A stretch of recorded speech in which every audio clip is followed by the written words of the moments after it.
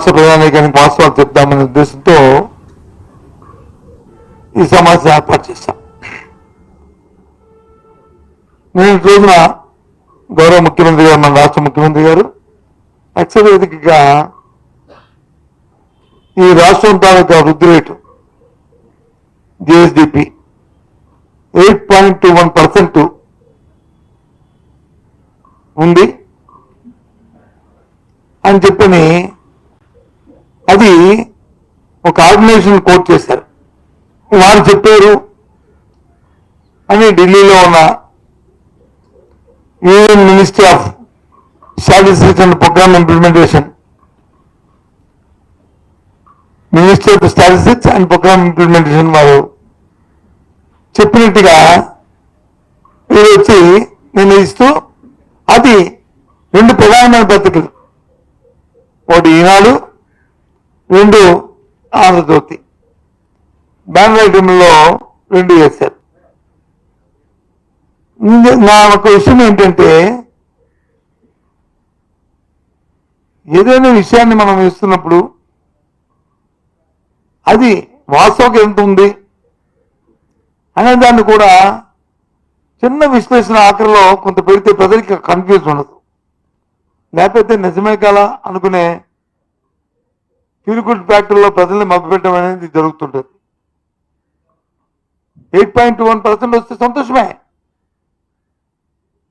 మేమేమీ దానికి వ్యతిరేకం కాదు. కానీ వాస్తవికత ఏది? అది భారతదేశంలో 2వ స్థానంలో ఉన్నదని, మొదటి స్థానం వచ్చి తమిళనాడు ఉన్నదని. ఈ ఏదైతే ప్రోగ్రామ్ ఇంప్లిమెంటేషన్ ఏదైతుందో, స్టాటిస్టిక్ ప్రోగ్రామ్ ఇంప్లిమెంటేషన్ ఏదైతుందో దానికి ప్రతి రాష్ట్రం కూడా వాళ్ళ తాలూకా ఎస్టిమేట్స్, వాళ్ళ ప్రొజెక్షన్, ఇక మా రాష్ట్రంలో ఈ రకంగా ఉండబోతుంది అని వీళ్ళు ఇస్తారు. ఆ ఇచ్చిన దాంట్లో తమిళనాడు వచ్చి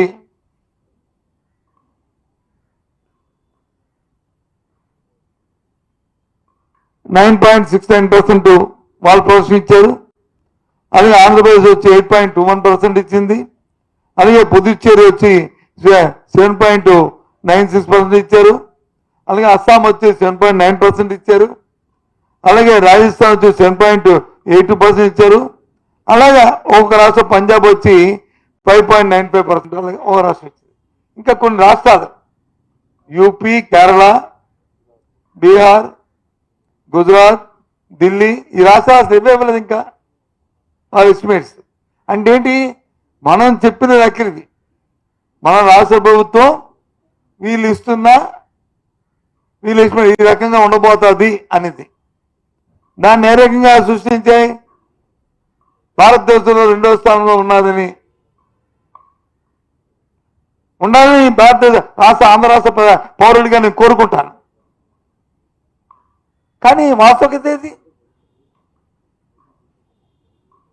ఎగ్జాంపుల్ తమిళనాడు తీసుకుందాం. తమిళనాడు 9.69% ఇచ్చిందంటే కారణం ఏంటి? వాళ్ళకు వస్తున్న రెవెన్యూస్, వాళ్ళ ఓన్ రెవెన్యూస్ 10.64% వాళ్ళ ఓన్ రెవెన్యూస్ ఉన్నాయి. మన ఆంధ్రప్రదేశ్ ఎంత ఉంది? కాబట్టి వాళ్ళు వచ్చి 9 వస్తుందని వాళ్ళ ఎక్స్పెక్టేషన్ వాళ్ళు ఇచ్చారు. ఆంధ్రప్రదేశ్ ఎంత ఉంది? 2.69% ఉంది. ఇది వాస్తవం కాదా? ఇది అబద్ధమని చెప్తుంది. మీరు చెప్పిన లెక్కలేగా. ఇంతేకాదు, అదర్ ఇన్కమ్ చూసుకుంటే సుమారు 32% మైనస్లో ఉంది.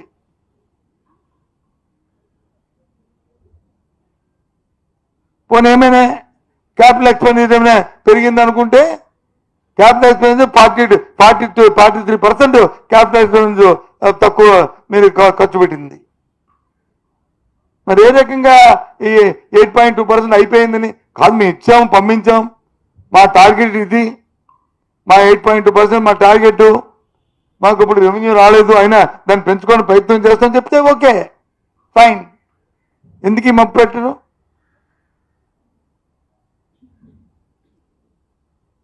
దానికి వచ్చి చక్కలు గుద్దుకొని ఓ అని తందానంటే తాను తందాను అనుకుని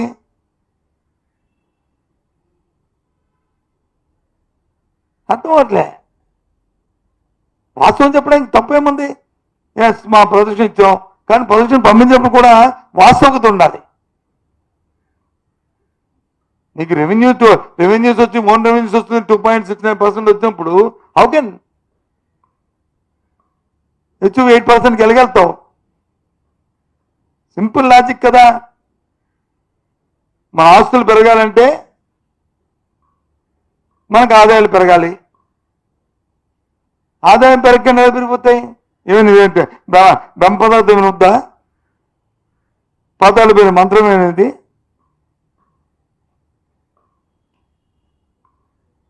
ఎక్కడ? పోనీ గత ప్రభుత్వంతో పోల్చి చేసుకుంటే గత ప్రభుత్వాల్లో అంతకుముందు రాష్ట్రం అధికారంలోకి వచ్చిన 2019లో సుమారు 3,90,000 కోట్ల రూపాయలు వచ్చి పాత ప్రభుత్వం 14 ముందున్న విభజనలో వచ్చిన 1,30,000 కోట్లతో కలుపుకుంటే 3,90,000 కోట్ల రూపాయలు అప్పు ఉంది. గత 5 సంవత్సరాల్లో అది 7,20,000 కోట్లకి వెళ్ళింది. అంటే ఏంటి? సుమారు దగ్గర 3,70,000 కోట్ల రూపాయలు పెరిగింది. ఎస్, పెరిగింది. ఓకే, అప్పు పెరిగింది. మరి ఈ 14 నెలల కాలం, ఈ 10 నెలల కాలంలోనే 1,48,000 కోట్లు అప్పు చేశారే.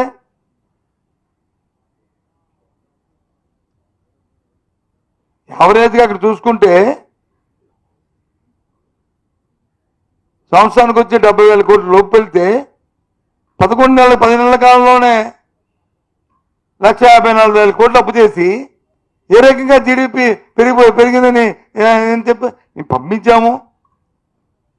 మా ప్రొజెక్షన్ ఇది, హెచ్చుకోవడానికి ప్రయత్నాలు చేస్తాము, మా రెవెన్యూస్ రాలేదు, పెంచుకోవడానికి ప్రయత్నాలు చేస్తాము అని చెప్తే పర్వాలేదు, అయిపోయింది. ఓటు అని దానికి వచ్చి తందానండి ఓ పక్క వచ్చి మిగతా మళ్ళీ ఓ పక్క వచ్చి మంత్రులు చరసాలు, ఇంకోటి వచ్చి దానికి ఇంకోటి. ఎందుకు ఇలాంటివన్నీ? ఈ ఫాల్స్ స్టేట్మెంట్, ఫాల్స్ మెసేజ్లు, దాని ఉపయోగం ఏంటి?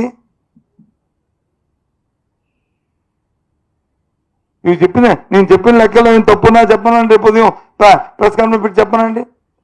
నేను స్టేట్మెంట్ కూడా, రిటర్న్ స్టేట్మెంట్ కూడా మీకు ఇస్తాను. ఒకవేళ ఏమైనా నేను చెప్పేదాన్ని కూడా ఇస్తాను, ఇప్పుడు వాయిస్తో కాకుండా.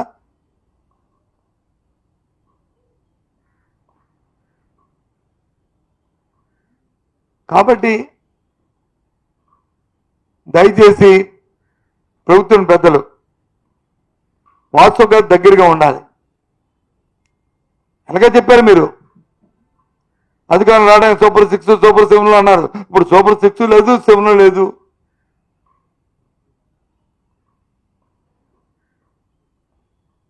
కదా 5 సంవత్సరాల్లో 3 లక్షల కోట్ల పైసలకు అప్పు తీసుకొచ్చినా 2,78,000 కోట్ల రూపాయలు డిబిటీ ద్వారా ప్రజలకు ఇచ్చాం.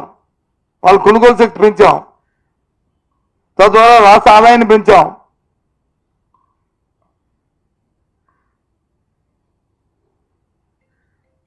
కానీ కనిపించలే. రేపు రేపు రేపు రేపు రేపు రేపు అనుకుని వస్తున్నాయి పథకాలన్నీ కూడా. 1,000 రూపాయలు తప్ప ఏమిచ్చా చెప్పమనండి. లాస్ట్ ఇయర్ సిలిండర్ ఇచ్చామన్నారు, అది కూడా ఆఖరిలో వచ్చినప్పుడు వచ్చి మా 80% ఇచ్చారు, ఇంక 20% ఇవ్వలేదు.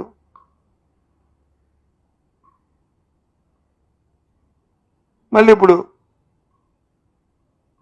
ఈ సంవత్సరం అమ్మఒడి అన్నారు, ఎప్పుడు వస్తారో ఇంకా ఆ డేట్లు అంటున్నారు, డేట్లు అలాగా పొడిగించుకొస్తున్నారు. సంక్రాంతి అన్నారు, ఉగాది అన్నారు, బస్సు అన్నారు, ఫ్రీ అన్నారు, అన్నవరం అన్నారు, తిరుపతి అన్నారు, ఆఖరికి వచ్చి నీ ఊర్లో తిరగాలని అని చెప్తున్నారు.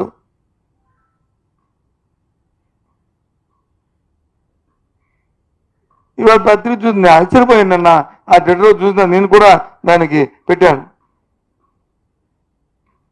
అందుకే నా బాధ్యత ఈ రాష్ట్రంలో ఒక ఒక ఒక ప్రధానమైన ప్రతిపక్ష పార్టీకి ప్రాతినిధ్యం వహిస్తూ లీడర్ ఆఫ్ అపోజిషన్ ఉన్నప్పుడు వాస్తవ విషయాలు ప్రజలు చెప్పాల్సిన బాధ్యత మాకు ఉంది.